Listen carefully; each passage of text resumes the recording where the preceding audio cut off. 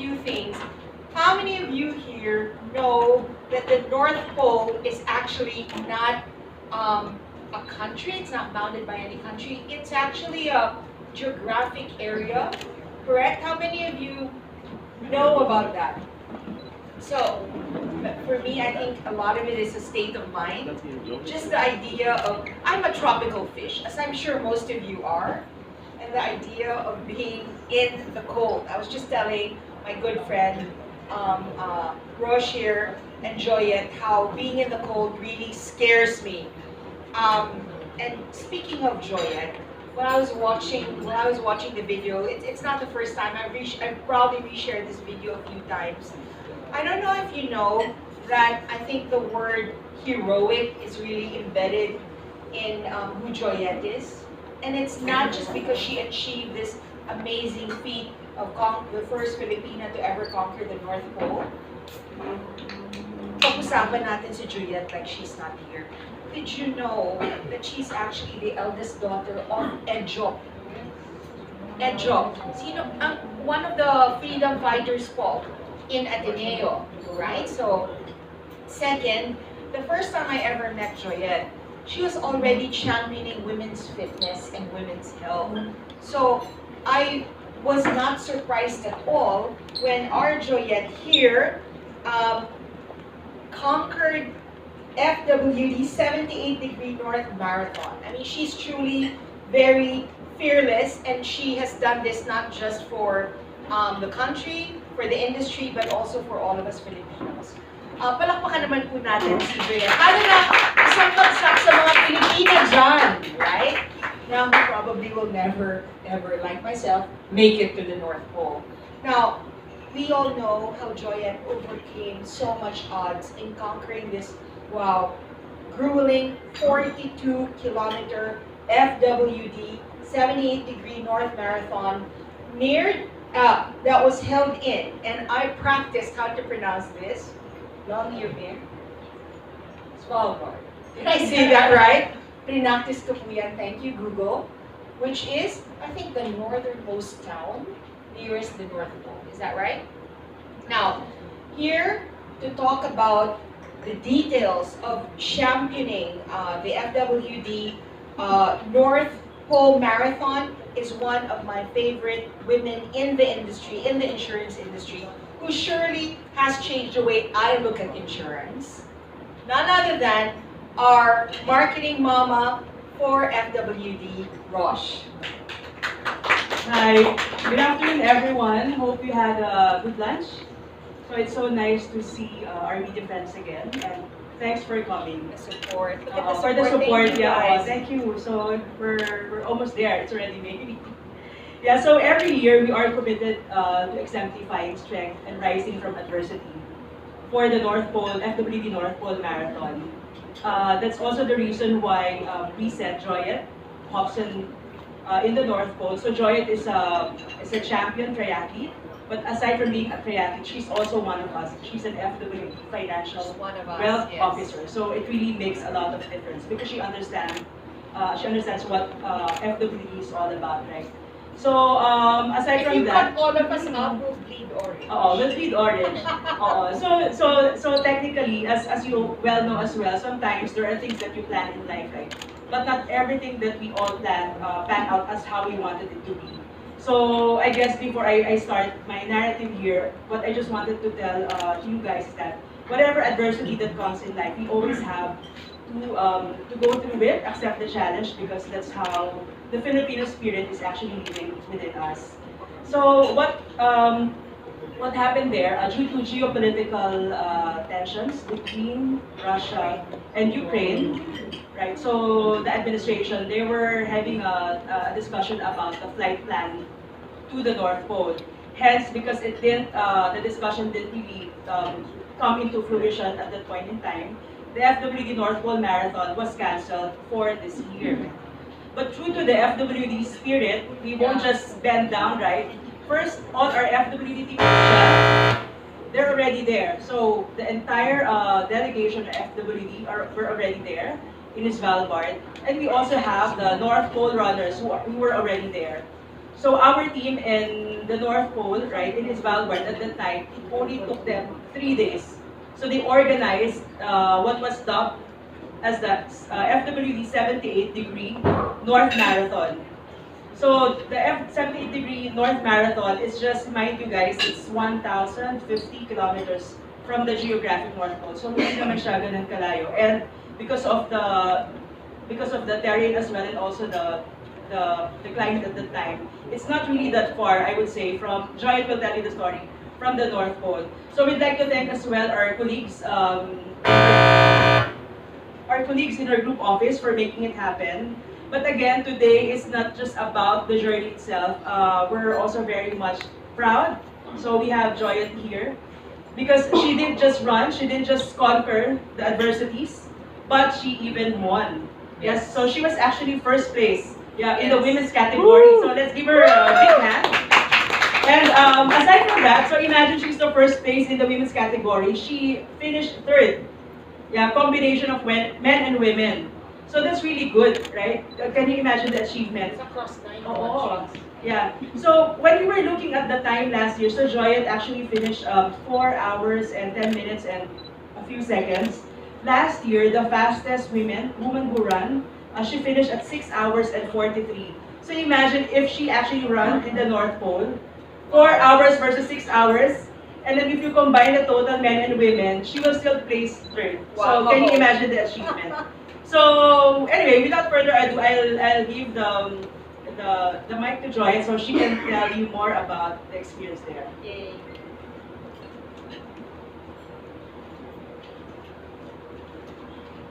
Hi guys, Everybody knows Svalbard. I've run many marathons. I would call this the most brutal. The challenging part for me is the weather. วันนี้เป็นวันที่หนาวที่สุด I never experienced running in a very, very white world. Very amazing.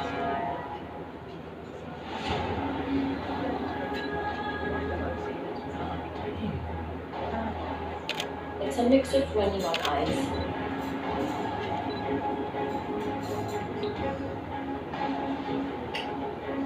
And then running on the road.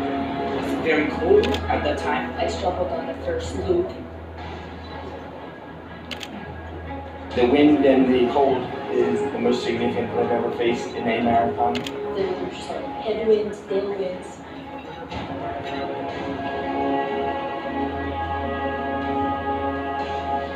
I felt like I was running in place, and the wind was just pushing me backwards. Almost.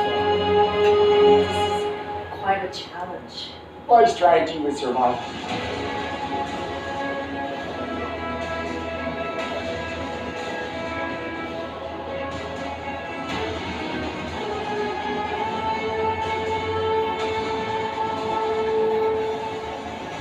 It's the first ever FWD 78-degree North Marathon. I'm happy we did this. To be the female champion means a lot. Woo! Inspiring. Inspiring. You know, FWD is more than just an insurance company for all of us, especially for me.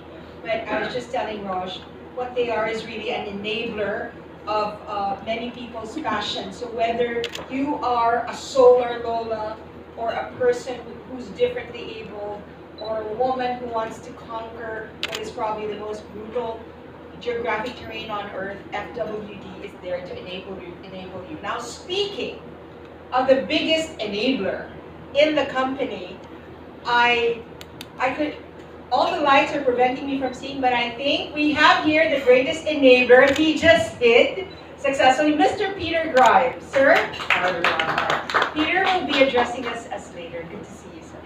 Now, I know you've all been waiting to hear from Joyette herself, and I personally have so many questions.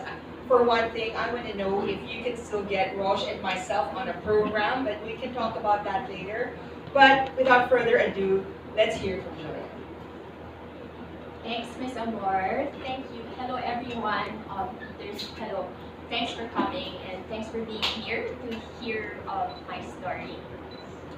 So, yeah, the whole journey to the FWD North Pole Marathon that turned into the FWD 78-degree North Marathon, it's been absolutely incredible.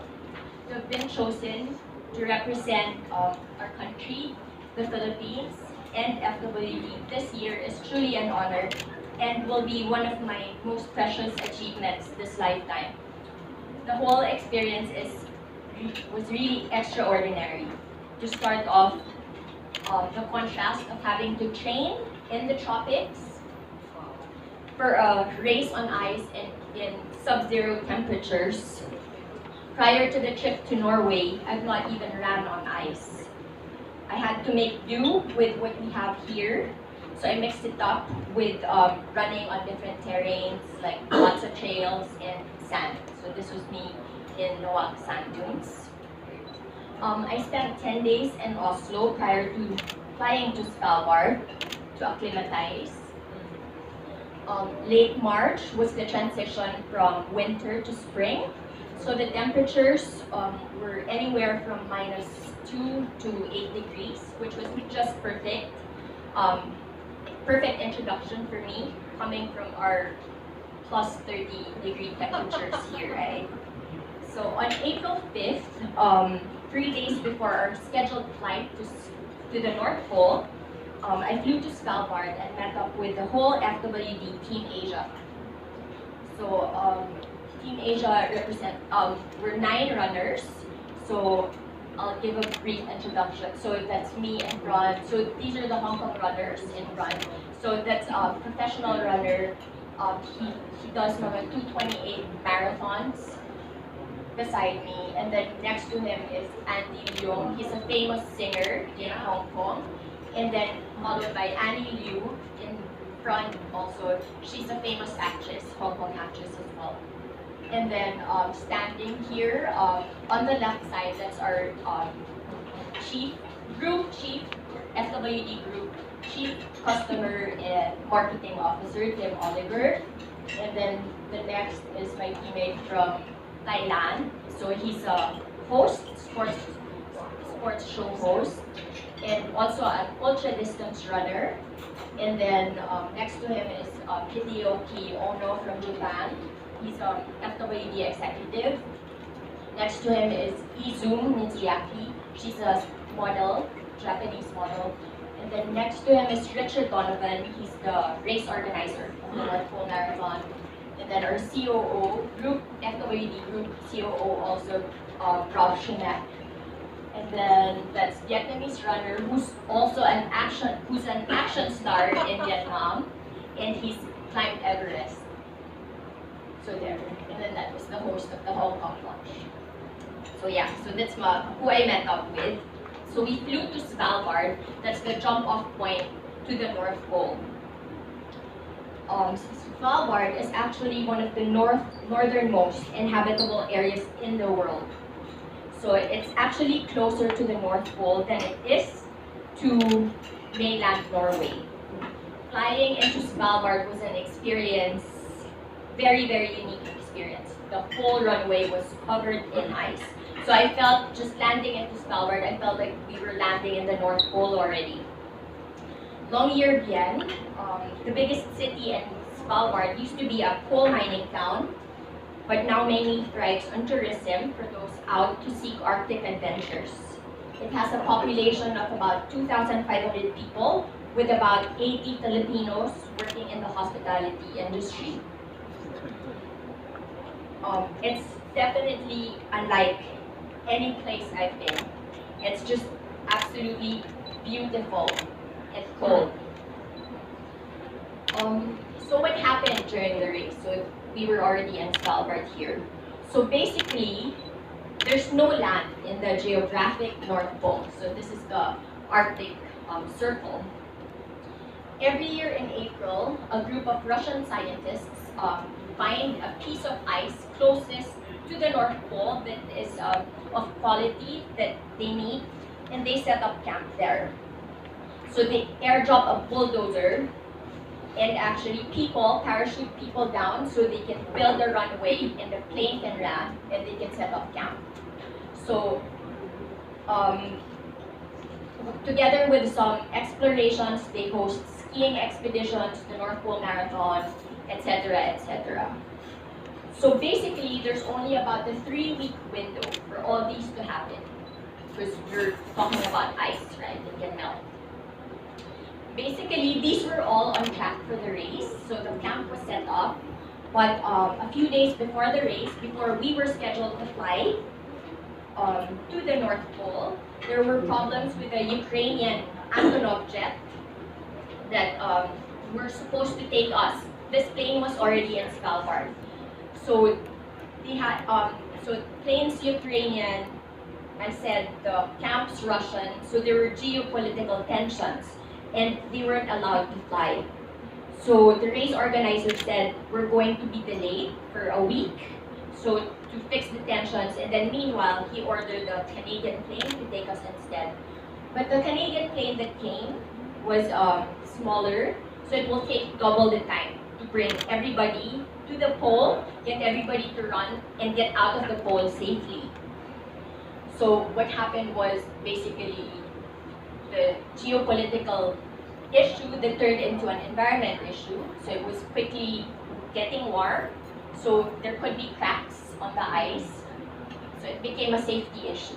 So it just snowballed, literally. Escalated. Yes. So there. So we're not just talking about delays for the runners.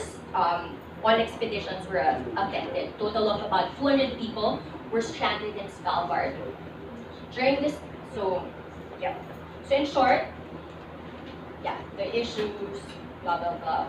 So while waiting for the race, though, we got to enjoy, because suddenly we had time on our hands. We got to enjoy Arctic adventures.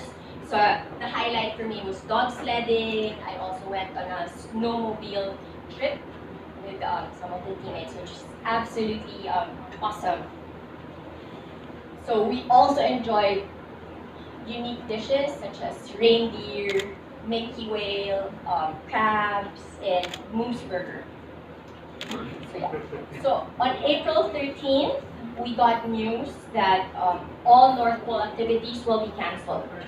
And thank God our FWD group officers were there in Norway with us. They did not want all of the training and preparation we each had to go into waste. So they asked the organizer for us to run in Svalbard instead. So technically, it still is the northernmost land-based marathon you can hold, because as I said, the North Pole is on water, running on frozen water, right? So it's still no small feat, right? So honestly, I panicked when I got the news that the North Pole Marathon will be cancelled, but I got pacified once I got to talk to our group officers that were there with us, and also the Philippines office, and they said, stay put, don't worry, the race is on.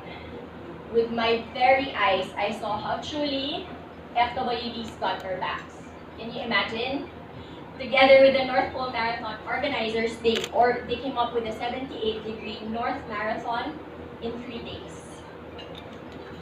So race day, the weather forecast for the day was cold and rainy with strong winds. We had a 4-lap out and back course. So meaning we start here, we run back, that's 1 loop. So we do it 4 times. So we had a bus. So there's nothing, right? We didn't have the camps. We had the bus as our aid station and our tent. It's there. I started the race very conservative. I thought I should practice my gear for the North Pole. So I put in 3 layers for the top, 2 for the torso, 2 mittens, and then with liners, 2 socks, 2 hats. But what I learned was you can actually overheat even running in the cold. So the first lap I took a bit long because I had to take out some layers. It was a bit too heavy for me. I couldn't move properly, so it took a while. So when I started, I was maybe 3rd place female. So at 20 kilometers, so after 1 loop, They helped me out with my pads, etc. It turned into a strip marathon. So at 20 kilometers, I passed this wonderful lady from the United Kingdom. She was running pretty well and solidly. So now at 20 Ks, I was in second place. I had to keep reminding myself, just be patient. So there were very strong winds, as I said. So going out, it was hard. It felt like, there's another car at the turnaround. It felt like the car was moved. It's always like, where's the car? Did they move the car? That's how it felt. So, but yeah, going back, it's always nice because you know the team's gonna be there. The support crew are gonna be there when you go back. Unlike most races where there are people on the course to cheer, here there's absolutely nobody. But it was never boring. The views are simply breathtaking. At the 31-kilometer mark, I passed Kiara from the US before coming in to complete my third lap. I knew by then I just need to maintain and hopefully bring home first place. I thought about all the people back home, my family and friends from all over who were rooting for me and how much this will mean to them.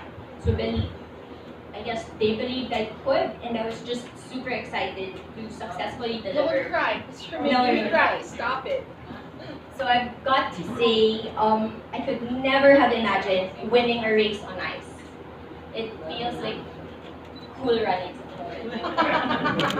So winning fair and square feels absolutely incredible. You know how you bottle up moments and go back to that moment when you feel you're feeling down?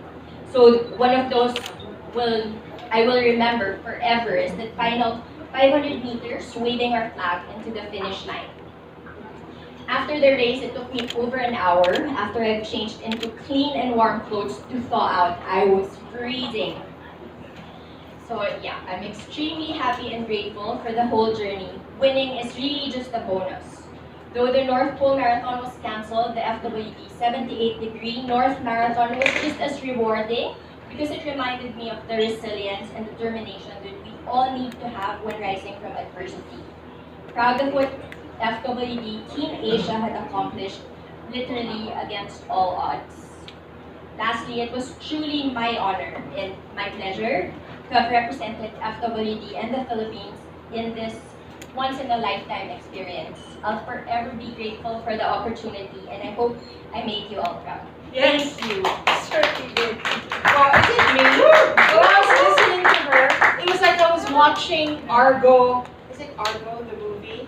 Like going through all the hardships. So very inspiring. And just before, just before this event, I remember reading Joyette's very touching recounting of her memories of her father. And so I was listening to her recount it and then rereading in my head the account of Joyette, and you really truly made us proud. Parang, we were there, right? Parang how she was describing it. It was like we were living it, and I was literally getting the chills.